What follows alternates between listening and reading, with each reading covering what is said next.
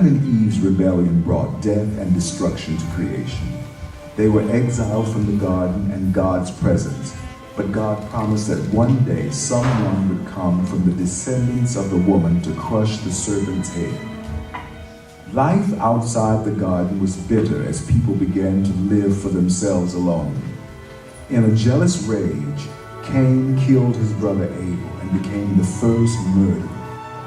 That hatred only multiplied as the human race itself multiplied and filled the earth. Cities sprang up filled with individuals grasping to live for their own pleasure, no matter the cost. Soon the evil in the heart of humanity was so great that God regretted creating them. He decided to wipe mankind from the face of the earth and start over with one man, Noah and his family. Perhaps Noah would be the one to crush the serpent's head. But after the flood, it was clear that the heart of mankind had not been changed. They multiplied again on the earth and continued in defiant rebellion against God.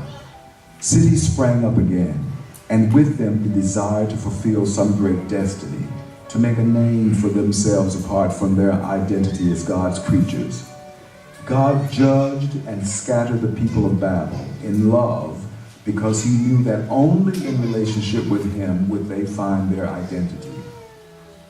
Once again, the descendants of Adam and Eve spread out upon the face of the earth, and once again their independence from God spread death.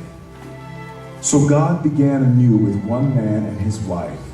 He called Abraham to leave behind the culture of his birth and walk with God.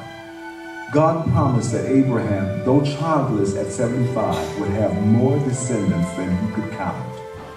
God promised that Abraham would be given a land. God promised to bless Abraham. Moreover, he promised to bless all the nations of the world through him.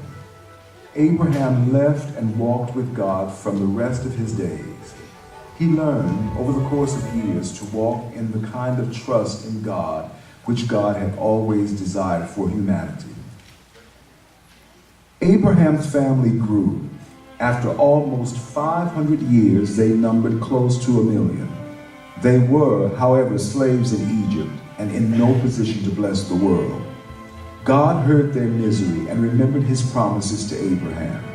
He raised up a deliverer to lead them to freedom and finally occupy the land promised to Abraham, where they would live in trusting relationship with God.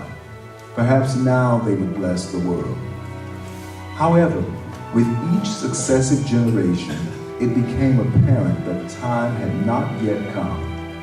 Some leader would rise like Moses or David and seem to hold promise as the one who would crush the serpent's head. But each time, they failed and God's people fell into sin and judgment. Generations came and went, and still the promise of God lingered. God's people were slowly diminished by sin and the judgment for sin that God in his faithfulness allowed.